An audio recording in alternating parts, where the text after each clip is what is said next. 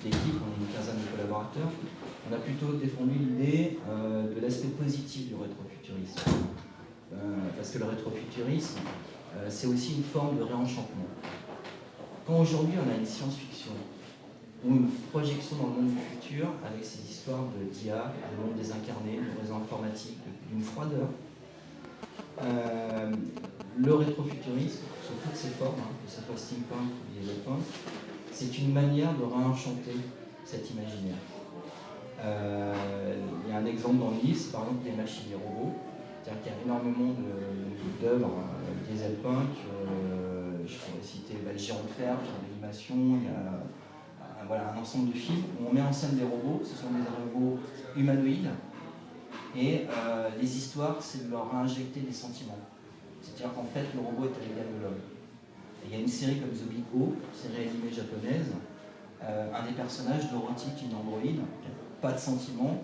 Le but du jeu du personnage, ça va être de lui injecter des sentiments, de manière à ce qu'elle soit le plus humain possible.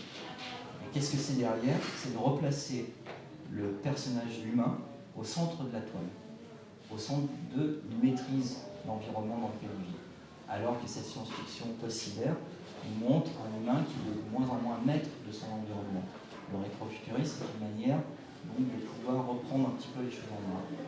L'autre point qui est intéressant, c'est aussi un travail d'exploration du passé. Donc là, on arrive sur la définition, une définition du rétrofuturisme, c'est que vous avez deux pans intéressants. C'est c'est réexplorer, redécouvrir l'héritage du passé. C'est-à-dire tout ce que la fiction et la non-fiction produisaient comme imaginaire futuriste.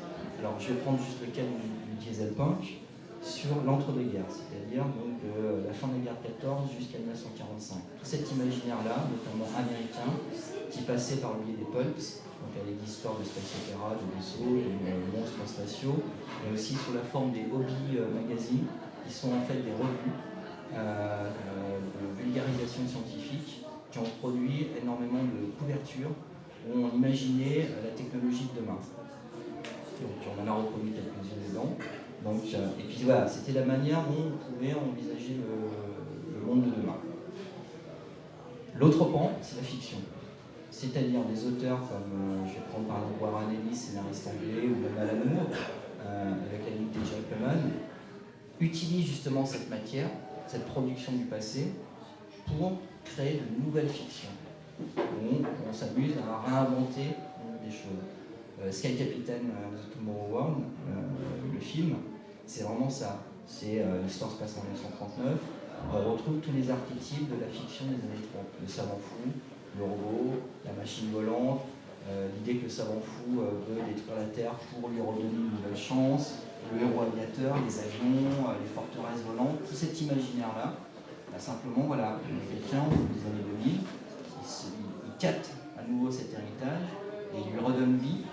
Et ce qui est intéressant, c'est qu'en fait, on recrée une vieille esthétique, une esthétique rétro, mais en utilisant tous les moyens technologiques les plus avancés dont nous disposons.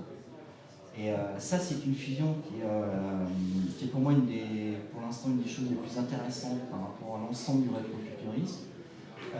C'est le fait qu'on reproduit des vieilles esthétiques en utilisant les moyens les plus développés. C'est aussi l'histoire des communautés steampunk qui utilisent le réseau pour créer des blogs, pour créer un ensemble de connexions, qu'au départ, ce sont des personnages, des individus qui, sous le nom d'un pseudo, vont créer un personnage, un avatar, que de l'avatar, qui est quelque chose de dématérialisé au départ, on en arrive à la production d'une identité visuelle, et qu'à un moment, ces gens vont quitter le virtuel pour rejoindre le réel, avec toutes les séances cosplay où les gens vêtus. C'est un processus qui est assez intéressant. Voilà, c'est que il n'y a pas un côté, on va dire, rétrograde. On utilise tous les moyens qui sont à disposition pour recréer quelque chose.